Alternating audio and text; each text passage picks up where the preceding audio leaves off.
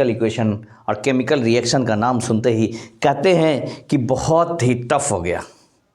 अरे don't fear, Ali sir is here. अरे बिल्कुल चुटकी में समझिए, चुटकियों में पढ़िए। पढ़ाई एक आर्ट है, पढ़ाई एक हार्ड चीज़ नहीं है। पढ़ाई को चुटकी में पढ़ा जाता है। किसी भी चीज़ को पढ़िए, किसी भी चीज़ को करिए, दिल से कीजिए और उस पर दिमाग को कंसंट्रेट कीजिए, चुटकियों में सब चीज़ सोल्व हो जाएगा। अब भी आज हम लोग पढ़ने जा रहे हैं कैरेक्टरिस्टिक ऑफ केमिकल रिएक्शन। और केमिकल रिएक्शन में जो कैरेक्टरिस्टिक होता है, इसका जो टाइप होता है, तो क्या क्या बनता है जब कैरेक्टर में। सबसे पहले कैरेक्टरिस्टिक में इवोल्यूशन ऑफ गैस। क्या निकलता है जब केमिकल रिएक्शन होगा तो जाहिर सी बात है इसमें evolution of gas maximum time देखा जाता है। मैक्सिमम टाइम देखा जाता है कि गैस का इवोल्यूशन होता है। लेकिन वैसा रिएक्शन हो तब तो, वैसा रिएक्शन यानी हाइड्रोजन गैस को रिलीज कौन करेगा। यहां पर देखिए जिंक जब हाइड्रोक्लोरिक एसिड से HCl से रिएक्शन करता है तो यहां पर जिंक एक मेटल है और हाइड्रोजन और क्लोरीन एक कंपाउंड बना रहा, तो जिंक मोर रिएक्टिव है। ये क्या करेगा, क्लोरीन को अपने साथ जोड़ लेगा और हाइड्रोजन को कहेगा आप रिलीज हो जाओ, हाइड्रोजन निकल करके बाहर हो जाएगा। इसको कैसे आप टेस्ट कीजिएगा, टेस्ट करने के लिए भी आपके पास है। हाइड्रोजन गैस जब भी रिलीज होगा तो उसके जहां पर से रिलीज हो रहा है वहां पर आप एक माचिस की तिली जलाइएगा। तिली समझते हैं ना, माचिस को जला करके उसको सामने रखिएगा तो ये पॉप अप साउंड यानी चिड़चिड़ाहट के हो, पट पट करके ये जलना स्टार्ट करेगा। तो इससे ये पता चलता है कि हाइड्रोजन गैस रिलीज हो रही है। दूसरा चीज है चेंज इन कलर। अरे भाई बच्चों, ये भी अपना रंग दिखाता है, कहीं पे रंग छोड़ता है, कहीं पे रंग दिखाता है। दुनिया के इस अजायबात को बताता है। अजायब को कैसे बताएगा, क्योंकि यहां पर हाईली रिएक्टिव, देखो क्या चीज है, यहां पे बहुत मजेदार कहानी होता है। आयरन जब कॉपर सल्फेट से, कॉपर सल्फेट ब्लू कलर का होता है। और ब्लू कलर का होता है जब इसका एक्वस सॉल्यूशन बनाते हैं और पानी में मिलाते हैं, एक्वस सॉल्यूशन बनाते हैं और क्या होता है, आयरन इसमें डालते हैं। ये ब्लू नेचर का होता है। लेकिन क्या है, अभी तो बंधन है, प्यार मोहब्बत पहले किया इसने, कॉपर ने सल्फेट के साथ।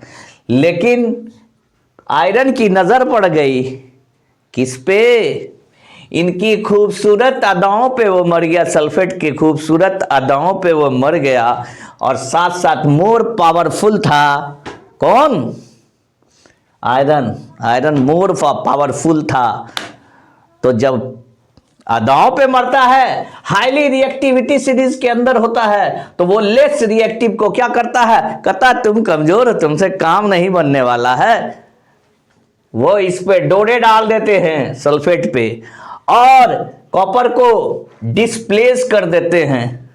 कॉपर को डिस्प्लेस कर देगा, कॉपर बेचारा अलग हो गया, अपने छाप को अपना जैसा था पहले वैसे ही ब्राउन कलर में आ गया। लेकिन आयरन ने सल्फेट को जब पकड़ा, अपनी तरफ खींचा, खींचने के बाद बच्चों क्या होता है, इसने अपने आप को चेंज कर लिया सल्फेट के साथ। जो आयरन धूसर था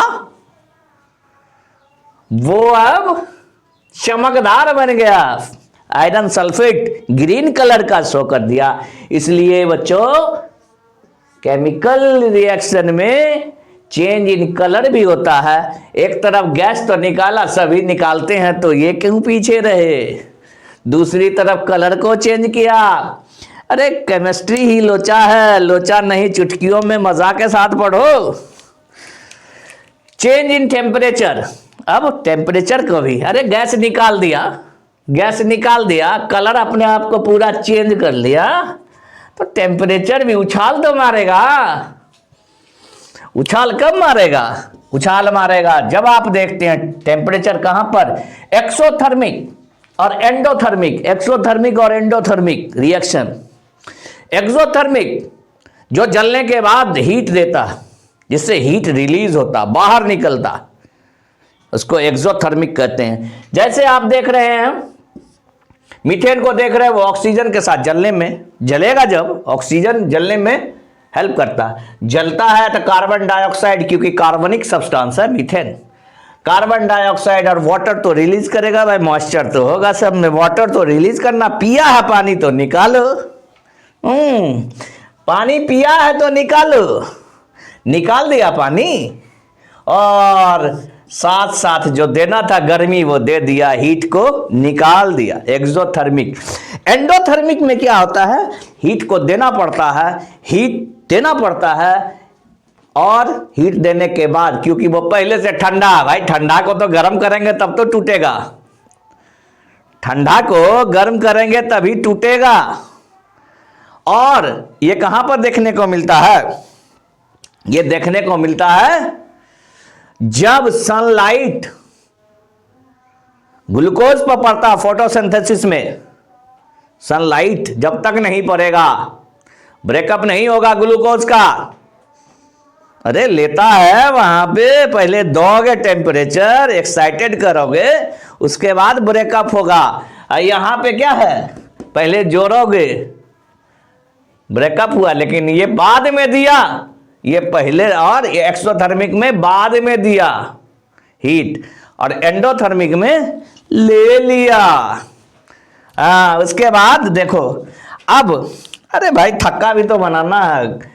एक तो गैस निकाल दिए, गैस निकाल के बाद कलर चेंज कर दिए, कलर चेंज करने के बाद टेम्परेचर में उछाल मार रहा, कभी ऊपर कभी नीचे, एक्सोथर्मिक और एंडोथर्मिक।